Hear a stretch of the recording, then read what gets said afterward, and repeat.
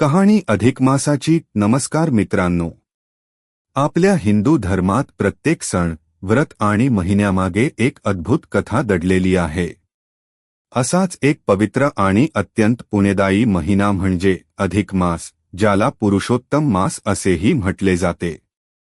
पण हा अधिक मास का येतो? त्याला मलमास का म्हटले जायचे?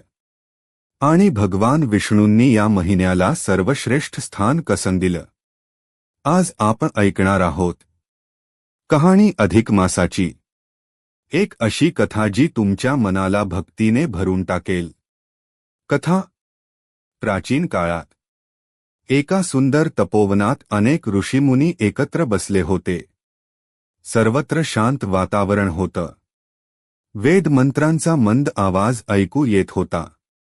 तेवढ्यात तिथे आगमन झालं महान ज्ञानी व्यास महर्षींचं. सर्व ऋषींनी त्यांना नमस्कार केला. व्यासमुनी म्हणाले, हे ऋषींनो, या वर्षी आपल्याला अधिक मासाचं आचरण करायचं आहे. हे ऐकताच सर्व ऋषी आश्चर्यचकित झाले. ते विचारू लागले, गुरुवर्य, हा अधिक मास म्हणजे नेमका काय? अधिक मास का येतो?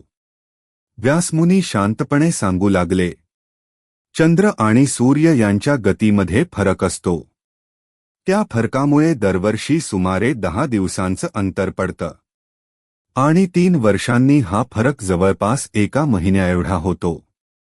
ही कालगणना योग्य ठेवण्यासाठी जो अतिरिक्त महिना येतो, त्यालाच अधिक मास म्हणतात.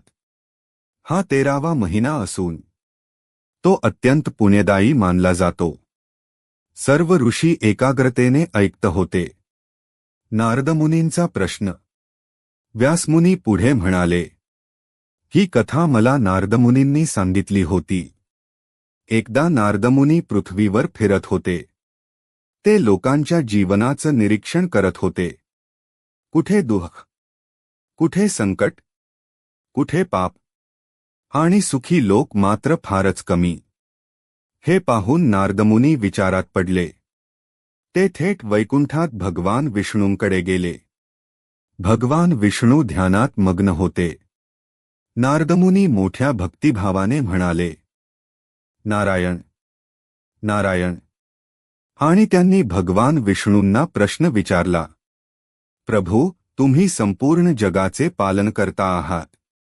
मग पृथ्वीवरील लोक इतके दुःखी का आहेत? भगवान विष्णूंचं उत्तर. भगवान विष्णू स्मितहास्य करत म्हणाले, हे नारद, लोक सत्त पाप करत आहेत.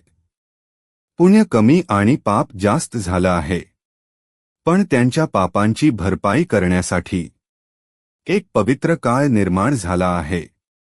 नारदमुनी आश्चर्याने विचारतात, तो कोणता काळ प्रभू?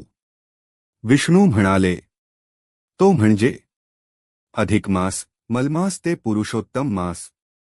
भगवान विष्णू पुढे सांगू लागले, या महिन्यात सूर्याचं संक्रमण होत नाही, म्हणून लोक त्याला मलमास म्हणू लागले. या महिन्यात लग्न, गृहप्रवेश अशी शुभकार्यं केली जात नव्हती. त्यामुळे हा महिना दुःखी झाला. अधिक मास दुःखी होऊन भगवान विष्णूंकडे गेला.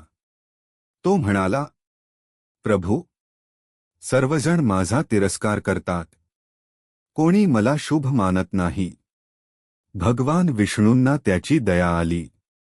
त्यांनी अधिक मासाला आपल्या दिव्य स्वरूपाचं दर्शन दिलं. क्षणात चमत्कार झाला.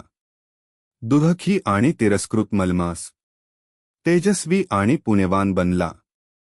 भगवान विष्णूंनी त्याला स्वतःचं नाव दिलं, पुरुषोत्तम मास. अधिक मासाचं महत्त्व. त्या दिवसापासून अधिक मास अत्यंत पवित्र मानला जाऊ लागला. या महिन्यात जप, तप, दान, उपवास, दीपदान, भगवान विष्णूंची भक्ती यांना विशेष महत्त्व प्राप्त झालं. जो भक्त श्रद्धेने पुरुषोत्तम मास पाळतो, त्याच्या जीवनातील संकट दूर होतात, पापांचा नाश होतो आणि सुखसमृद्धी प्राप्त होते, अशी मान्यता आहे. म्हणूनच मित्रांनो, अधिक मास हा केवळ एक अतिरिक्त महिना नाही, तर जीवन शुद्ध करणारा, भक्ती वाढवणारा आणि पुण्य देणारा पवित्र काळ आहे. भगवान विष्णूंच्या कृपेने हा महिना प्रत्येकाच्या आयुष्यात सुख, शांती आणि समाधान घेऊन येवो. जर तुम्हाला ही कथा आवडली असेल तर व्हिडिओला लाईक करा, शेअर करा आणि चॅनलला सबस्क्राईब नक्की करा. जय श्री हरी विष्णू.